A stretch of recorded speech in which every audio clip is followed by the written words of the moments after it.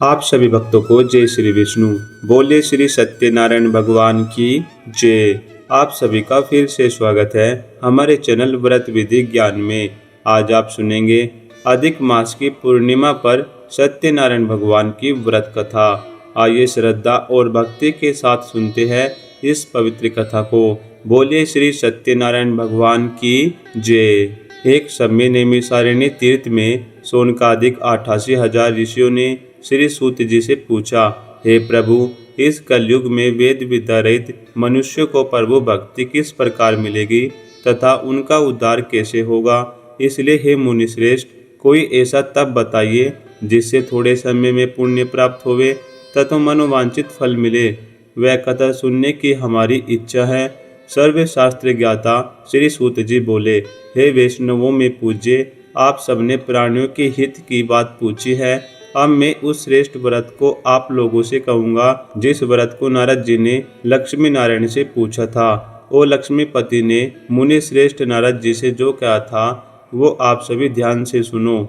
एक समय देवर्षि नारद जी दूसरों के हित की इच्छा से अनेक लोकों में घूमते हुए मृत्यु लोक में आ पहुँचे। यहाँ अनेक योनियों में जन्मे हुए प्राय सभी मनुष्यों को अपने कर्मों द्वारा अनेकों दुखों से पीड़ित देखकर सोचा, किस यत्न के करने से निश्चय ही प्राणियों के दुखों का नाश हो सकता है।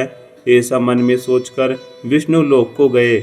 वहाँ श्वेत वर्ण और 4 भुजाओं वाले देवों के देव नारायण, जिनके हाथों में शंख, चक्र, गदा और पद्म थे तथा वरमाला पहने हुए थे, उनको देखकर नारद जी स्तुति करने लगे, हे भगवान, आप अत्यंत शक्ति से संपन्न हैं। मन तथा वाणी भी आपको नहीं पा सकती। आपका आदि मध्य अंत नहीं है।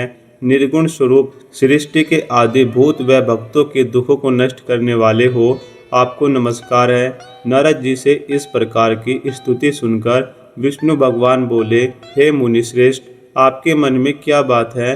आपका किस काम के लिए आगमन हुआ है? निसंकोच कहो।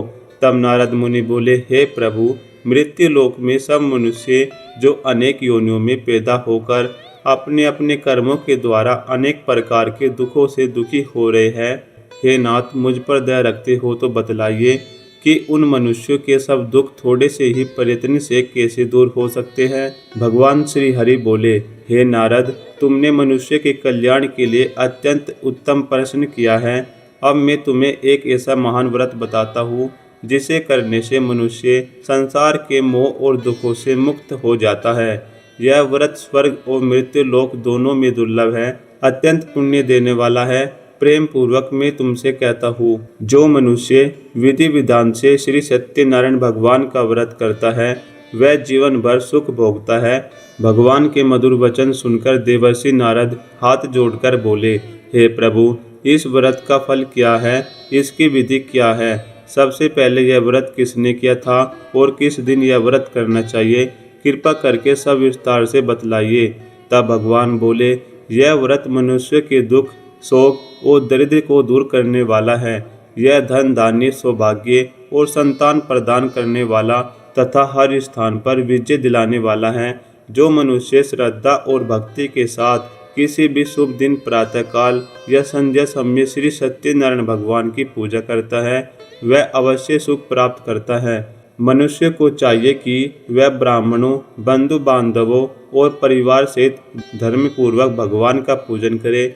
नैवेद्य में केले, घी, दूध, गेहूं का आटा या चूर्ण, शक्कर और गुड़ आदि अर्पित करे।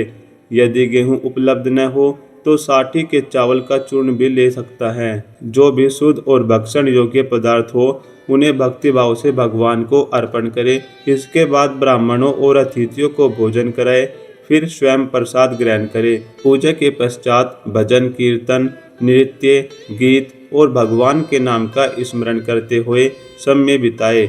इस प्रकार श्रद्धा और प्रेम से किया गया यह व्रत मनुष्य की सभी मनोकामनाएं पूर्ण करता है।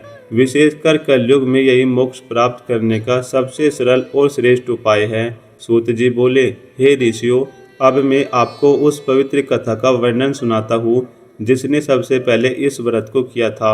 आप सब ध्यान पूर्वक सुनिए। प्राचीन समय में पवित्र वाराणसी नगरी में एक अत्यंत निर्धन ब्राह्मण रहता था। उसकी स्थिति इतनी दयनीय थी कि वह भूख और प्यास से व्याकुल होकर प्रतिदिन इधर उधर भटकता रहता था। कभी उसे भरपेट भोजन नहीं मिलता तो कभी रात भूखे पेट ही काटनी पड़ती। उसके चेहरे पर दुख और चिंता साफ दिखाई देती थी। भक्त वत्सल भगवान से अपने भक्त का दुख देखा न गया।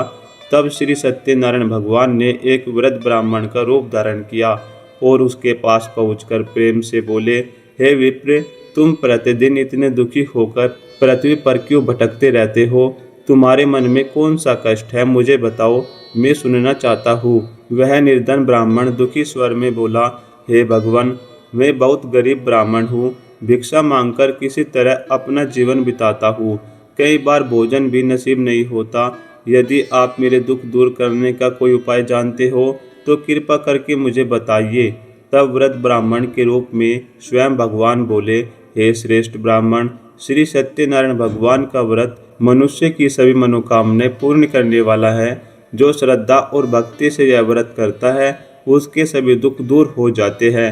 इसलिए तुम भी भगवान सत्यनारायण का पूजन करो। इसके बाद भगवान ने उसे पूरे व्रत की विधि विस्तार से समझाई। फिर देखते ही देखते वह वृद्ध ब्राह्मण अंतर्ध्यान हो गया।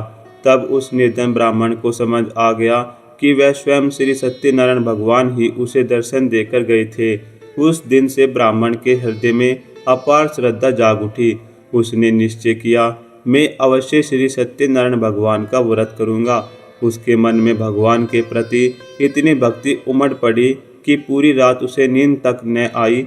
वह बार बार भगवान का स्मरण करता रहा और सुबह होने की प्रतीक्षा करने लगा। सवेरे होते ही वह स्नान करके मन में भगवान का नाम लेकर भिक्षा के लिए निकल पड़ा। उस निर्धन ब्राह्मण को उस दिन भिक्षा में बहुत धन प्राप्त हुआ। वह यह देखकर अत्यंत प्रसन्न हुआ और उसी धन से अपने बंधु बांधवों सहित श्रद्धा और भक्ति के साथ श्री सत्यनारायण भगवान का व्रत किया। उस व्रत के प्रभाव से उसके सारे दुख दूर हो गए और उसके घर में धन धान्य और अनेक प्रकार की संपत्तियों की वृद्धि होने लगी। उस दिन के बाद वह ब्राह्मण प्रत्येक मास श्रद्धा पूर्वक श्री सत्यनारायण भगवान का व्रत करने लगा।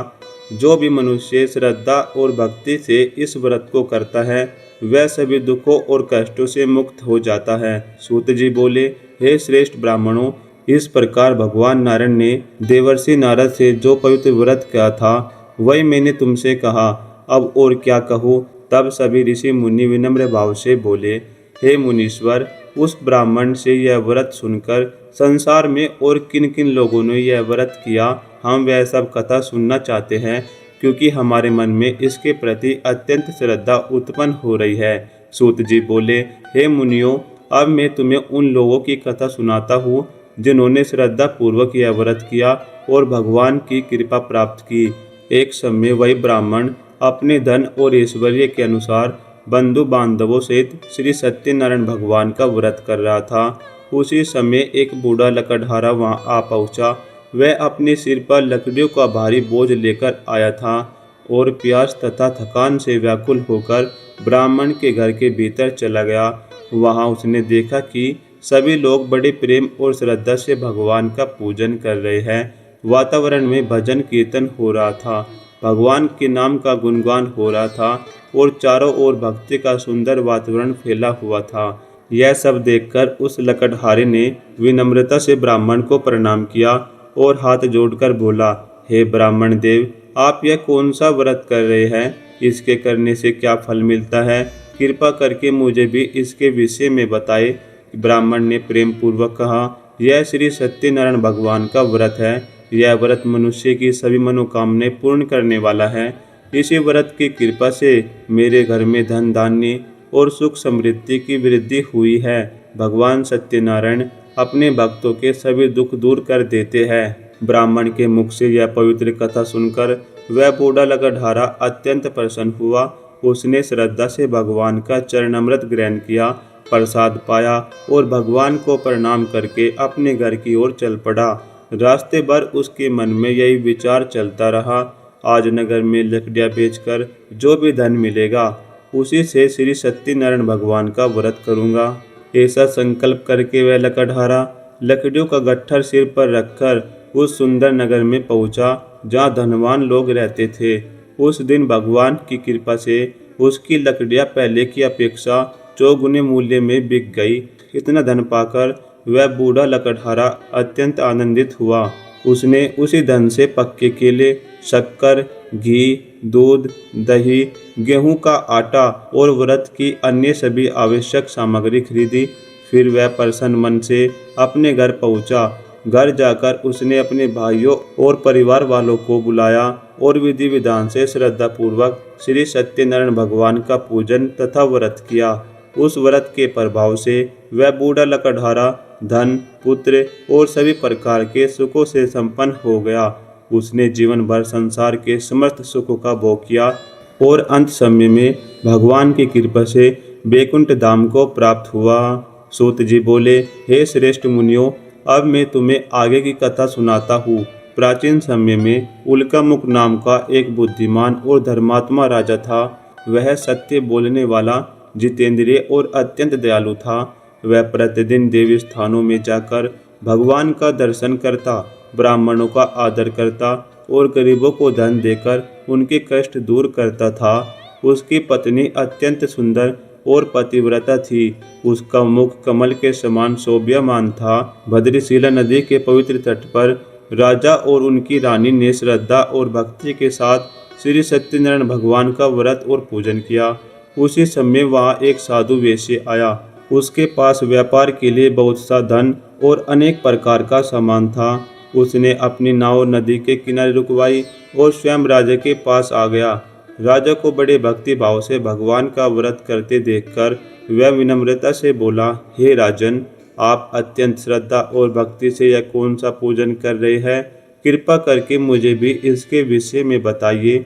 इसे सुनने की मेरे मन में बड़ी इच्छा हो रही है। राजा बोले, हे साधु, हम अपने बंधु बांधवों सहित पुत्र प्राप्ति की कामना से माँ शक्तिशाली श्री सत्यनारायण भगवान का व्रत और पूजन कर रहे हैं। राजा के वचन सुनकर वह साधु वैश्य आदर पूर्वक बोला, हे राजन, कृपा करके इस व्रत की संपूर्ण विधि मुझे भी बताइए। मैं भी आपके बताए अनुसार यह व्रत अवश्य करूँगा। मेरी कोई संतान नहीं है। संभव है भगवान की कृपा से मुझे भी संतान प्राप्त हो जाए। तब राजा ने उसे पूरी विधि विधान से श्री सत्यनारायण भगवान के व्रत का महत्व और पूजन की रीति समझाई। यह सब सुनकर वह साधु अत्यंत प्रसन्न हुआ और व्यापार का कार्य समाप्त करके आनंद पूर्वक अपने घर लौट आया। घर पहुंचकर उसने अपनी पत्नी लीलावती को भगवान के इस चमत्कारिक व्रत के विषय में बताया और कहा, जब हमारे यहाँ संतान होगी तब मैं अवश्य श्री सत्यनारायण भगवान का व्रत करूँगा। इस प्रकार साधु ने अपनी पत्नी लीलावती से यह वचन कहा। कुछ समय बाद भगवान सत्यनारायण की कृपा से लीलावती अपने पति के साथ सुखपूर्वक गृहस्थ जीवन में रहने लगी और शीघ्र ही गर्भवती हो गई। समय आने पर 10वें महीने में उसने एक अत्यंत सुंदर कन्या को जन्म दिया। वह कन्या दिन प्रतिदिन उसी प्रकार बढ़ने लगी जैसे शुक्ल पक्ष में चंद्रमा की कला बढ़ती है। उस कन्या का नाम कलावती रखा गया। जब कन्या थोड़ी बड़ी हुई तब एक दिन लीलावती ने मधुर वाणी में अपने पति से कहा, स्वामी, आपने संकल्प किया था कि संतान प्राप्त होने पर श्री सत्यनारायण भगवान का व्रत करेंगे। अब कृपा करके अपना संकल्प पूरा कीजिए। साधु वैश्य बोला, हे प्रिय, मैं यह व्रत अवश्य करूँगा, लेकिन कन्या के विवाह के समय करूँगा। इस प्रकार अपनी पत्नी को आश्वासन देकर वह अपने व्यापार के कार्यों में लग गया। समय बीतता गया और कलावती बड़ी होने लगी। जब साधु ने अपनी पुत्री को सखियों के साथ देखा तब उसे उसके विवाह की चिंता हुई। उसने तुरंत अपने दूतों को बुलाकर कहा, जाओ मेरी पुत्री के लिए कोई योग्य वर खोज कर लाओ। दूत कंचन नगर पहुँचे। वहाँ उन्होंने बहुत खोजबीन और विचार करने के बाद एक सुयोग्य वणिक पुत्र को चुना और उसे साथ लेकर लौट आए। उस योग्य वर को देखकर साधु वैश्य अत्यंत प्रसन्न हुआ। फिर शुभ मुहूर्त में बंधु बांधवों सहित बड़े धूमधाम से अपनी पुत्री कलावती का विवाह उस युवक के साथ कर दिया।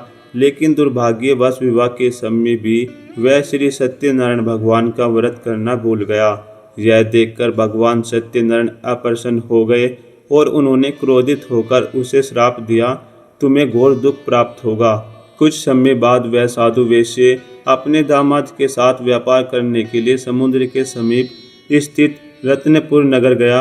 वहां दोनों ससुर दामाद राजा चंद्रकेतु के राज्य में व्यापार करने लगे। एक दिन भगवान सत्यनारायण की माया से प्रेरित होकर एक चोर राजा का धन चुराकर भाग रहा था। तभी उसे राजा के सैनिक आते दिखाई दिए। भयभीत होकर वह चोर भागते भागते चोरी का सारा धन वहीं रखकर भाग गया जहाँ साधु वेश्य और उसका दामाद ठहरे हुए थे। कुछ ही देर में राजा के सैनिक वहां पहुंच गए। उन्होंने जब राजा का धन उन दोनों के पास रखा देखा तो उन्हें ही चोर समझ लिया। सैनिकों ने दोनों को बांध लिया और प्रसन्न होकर राजा के पास ले जाकर बोले, महाराज, हम इन दोनों चोरों को पकड़ लाए हैं, कृपया आज्ञा दीजिए, इन्हें क्या दंड देना चाहिए। राजा ने बिना पूरी जांच किए ही दोनों को कठोर कारागार में डालने का आदेश दे दिया। उनका सारा धन भी छीन लिया गया। इधर भगवान सत्यनारायण के श्राप के कारण घर पर उनकी पत्नी लीलावती भी बड़े दुख में पड़ गई। घर में जो कुछ धन था वह भी चोर चुरा ले गए। परिवार पर मानो दुखों का पहाड़ टूट पड़ा। उधर कलावती भी शारीरिक और मानसिक कष्टों से अत्यंत दुखी रहने लगी। भूख प्यास से व्याकुल होकर एक दिन वह भोजन की खोज में एक ब्राह्मण के घर पहुंची। वहां उसने बड़ी भक्ति भाव से श्री सत्यनारायण भगवान का व्रत होते देखा। वह श्रद्धा से बैठकर कथा सुनने लगी। कथा सुनने के बाद उसने भगवान का प्रसाद ग्रहण किया और देर रात अपने घर लौट आई। घर पहुंचने पर उसकी माता लीलावती ने चिंतित होकर पूछा, हे पुत्री, तुम अब तक कहाँ थी और तेरे मन में क्या बात है? तब कलावती बोली, हे माता, आज मैंने एक ब्राह्मण के घर श्री सत्यनारायण भगवान का पवित्र व्रत और कथा देखी है। लीलावती ने जब अपनी पुत्री कलावती के मुख से श्री सत्यनारायण भगवान के व्रत का माहात्म्य सुना, लीलावती ने जब अपनी पुत्री कलावती के मुख से श्री सत्यनारायण भगवान के व्रत का माहात्म्य सुना, तब उसके हृदय में अपार श्रद्धा जाग उठी। उसने तुरंत भगवान के पूजन की तैयारी आरंभ कर दी। घर में जो कुछ भी सामग्री उपलब्ध थी उसे प्रेम पूर्वक एकत्र किया गया। फिर परिवार, बंधु बांधवों और ब्राह्मणों सहित श्रद्धा और विधि पूर्वक श्री सत्यनारायण भगवान का पूजन किया गया। पूजा करते समय लीलावती ने हाथ जोड़कर विनती की, हे प्रभु, यदि आप हम पर प्रसन्न हो तो मेरे पति और दामाद सकुशल घर लौट आए। हे दया में भगवान, हमसे जो भूल हुई हो उसे क्षमा कर दीजिए। भक्तों की सच्ची प्रार्थना सुनकर श्री सत्यनारायण भगवान प्रसन्न हो गए। उसी रात उन्होंने राजा चंद्रकेतु को स्वप्न में दर्शन दिए और बोले, हे राजन, जिन दो वेश्यों को तुमने कैद में डाल रखा है उन्हें प्रातःकाल तुरंत मुक्त कर दो। उनका जो धन तुमने लिया है वह भी उन्हें लौटा दो।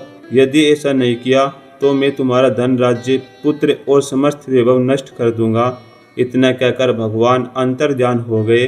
प्रातःकाल होते ही राजा चंद्रकेतु घबराकर उठ बैठा। उसने तुरंत अपनी सभा बुलवाई और सबको अपना स्वप्न सुनाया। फिर उसी समय दोनों ससुर दामाद को कारागार से मुक्त कराकर सभा में बुलाया गया। दोनों वेश्ये वहां आकर राजा को प्रणाम करने लगे। राजा ने अत्यंत विनम्रता और मधुरवाणी से कहा, हे महानुभावों, भाग्यवश तुम्हें इतना कठोर दुख सहना पड़ा। अब तुम निश्चित हो जाओ, तुम्हें किसी प्रकार का भय नहीं है। इसके बाद राजा ने उन्हें नए नए वस्त्र और आभूषण पहनाए तथा जितना धन उनसे लिया गया था उसका दुगना धन देकर बड़े आदर के साथ विदा किया। दोनों वेश्ये अत्यंत प्रसन्न होकर अपने नगर की ओर चल पड़े। सूत जी बोले, हे मुनियों, अब आगे की अद्भुत कथा सुनो। साधु वेश्य ने मंगलाचार करके यात्रा आरंभ की और अपने नगर की ओर चल पड़ा। कुछ दूर जाने पर स्वयं श्री सत्यनारायण भगवान दंडी साधु का वेश धारण करके मार्ग में प्रकट हुए और मुस्कुराकर बोले, हे साधु, तुम्हारी नाव में क्या बुरा है? अभिमान में आकर वेश्य हंसते हुए बोला, हे दंडी महाराज, आप क्यों पूछते हैं? क्या धन लेने की इच्छा है? मेरी नाव में तो केवल बेल पत्ते भरे हैं। वेश्य के कठोर और अभिमान भरे वचन सुनकर भगवान बोले, तुम्हारा वचन सत्य हो। इतना कहकर दंडी रूपधारी भगवान वहां से चले गए और समुद्र के किनारे जाकर बैठ गए। उधर वेश्य जब अपनी नित्य क्रिया से निवृत्त होकर नाव के पास पहुंचा तो यह देखकर आश्चर्यचकित रह गया कि नाव बहुत हल्की हो गई है। जब उसने भीतर देखा तो सारा धन सचमुच बेलपत्तों में बदल चुका था। यह दृश्य देखकर वह मूर्छित होकर भूमि पर गिर पड़ा। होश आने पर वह जोर जोर से विलाप करने लगा। तब उसके दामाद ने समझाते हुए कहा, पिताजी, यह सब उसी दंडी साधु का प्रभाव है। अवश्य ही वे कोई महान पुरुष थे। हमें उनकी शरण में जाना चाहिए, तब यह हमारी मनोकामना पूरी होगी। दामाद की बात सुनकर साधु वेश्य तुरंत दंडी के पास पहुंचा। उसने अत्यंत भक्ति और विनम्रता से उनके चरणों में प्रणाम किया और रोते हुए बोला, हे प्रभु, आपकी माया से मोहित होकर ब्रह्मा आदि देवता भी आपके वास्तविक स्वरूप को नहीं जान पाते। फिर मैं तो एक अज्ञानी मनुष्य हूँ। मुझसे बहुत बड़ी भूल हो गई। कृपा करके मुझे क्षमा करें।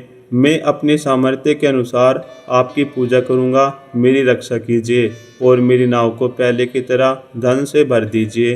साधु वेश्य के भक्ति भरे वचन सुनकर भगवान प्रसन्न हो गए। उन्होंने उसकी इच्छा पूर्ण कर दी और अंतर्ध्यान हो गए। जब वेश्य वापस अपनी नाव के पास पहुंचा तो उसने देखा कि नाव फिर से बहुमूल्य धन संपत्ति से भर गई। यह देखकर उसकी आंखों में आनंद के आंसू बहने लगे। उसने वही श्रद्धा पूर्वक श्री सत्यनारायण भगवान का व्रत पूजन किया और अपने साथियों सहित अपने नगर की ओर चल पड़ा। जब वह अपने नगर के समीप पहुंचा तब उसने एक दूत को अपने घर समाचार देने भेजा। दूत ने घर पहुंचकर साधु की पत्नी को प्रणाम किया और कहा, माताजी, आपके पति और दामाद सकुशल घर के निकट पहुंच चुके हैं। यह शुभ समाचार सुनते ही लीलावती आनंद से भर उठी।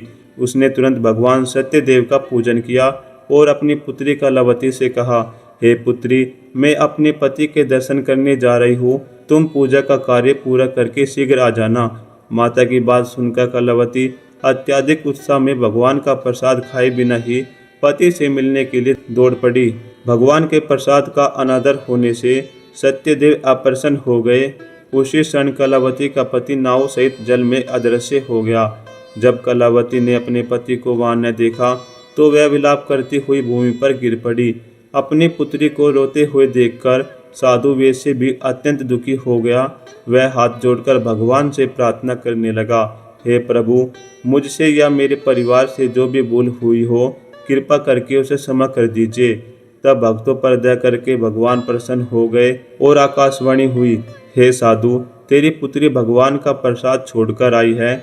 इसी कारण उसका पति अदृश्य हो गया है। यदि वह घर जाकर श्रद्धा से प्रसाद ग्रहण करे तो उसे अपना पति पुनः प्राप्त हो जाएगा। यह आकाशवाणी सुनकर कलावती तुरंत घर गई। उसने श्रद्धापूर्वक भगवान का प्रसाद ग्रहण किया और फिर वापस लौटी। लौटते ही उसने अपने पति को सकुशल देखा। यह देखकर पूरा परिवार आनंद से भर उठा। इसके बाद साधु वेश्य ने अपने बंधु बांधवों सहित विधि पूर्वक श्री सत्यनारायण भगवान का पूजन किया। उस दिन के बाद वह प्रत्येक पूर्णिमा को भगवान सत्यनारायण का व्रत और कथा करने लगा। उसने जीवन भर सभी सुखों का भोग किया और अंत में स्वर्ग लोक को प्राप्त हुआ। सूत जी बोले, हे ऋषियों, अब मैं तुम्हें एक और कथा सुनाता हूँ। प्राचीन समय में तुंगध्वज नाम का एक राजा था। वह प्रजा का पालन करने में अत्यंत तत्पर रहता था। एक दिन वह वन में शिकार खेलने गया। बहुत से वन्य पशुओं का शिकार करने के बाद वह एक विशाल वट वृक्ष के नीचे विश्राम करने लगा। वहां उसने कुछ ग्वालों को अपने बंधु बांधवों सहित बड़े प्रेम और भक्ति से श्री सत्यनारायण भगवान का पूजन करते देखा। लेकिन राजा अभिमानवश उनके पास नहीं गया और न ही भगवान को प्रणाम किया। पूजा समाप्त होने पर ग्वालों ने बड़े प्रेम से भगवान का प्रसाद राजा के सामने रखा, परंतु राजा ने अहंकार में आकर उस प्रसाद को ग्रहण नहीं किया और अपनी नगरी लौट गया। किंतु जब वह अपने महल पहुंचा तो उसने देखा कि उसका समस्त वैभव नष्ट हो चुका है। धन, राज्य और सुख सब समाप्त हो गए थे। तब उसे समझ में आया कि यह सब भगवान के प्रसाद का अपमान करने का परिणाम है। राजा तुरंत पश्चाताप करता हुआ पुनः उन ग्वालों के पास पहुंचा। वहां उसने श्रद्धा पूर्वक श्री सत्यनारायण भगवान का पूजन किया और प्रसाद ग्रहण किया। भगवान सत्यदेव की कृपा से उसका सारा वैभव फिर से लौट आया। उसके बाद राजा ने दीर्घ काल तक सुख पूर्वक राज्य किया और अंत में स्वर्गलोक को प्राप्त हुआ। जो मनुष्य श्रद्धा और भक्ति से इस दुर्लभ श्री सत्यनारायण भगवान के व्रत को करता है, उसे भगवान की कृपा से धन धान्य, संतान सुख और समस्त मनोरथों की प्राप्ति होती है। अंत समय में वह वैकुंठ धाम को प्राप्त होता है। यह थी पवित्र पूर्णिमा की सत्यनारायण भगवान की व्रत कथा। आपको यह कथा कैसी लगी कमेंट में जरूर बताएं और हमारे व्रत विधि ज्ञान चैनल को सब्सक्राइब कर लीजिए।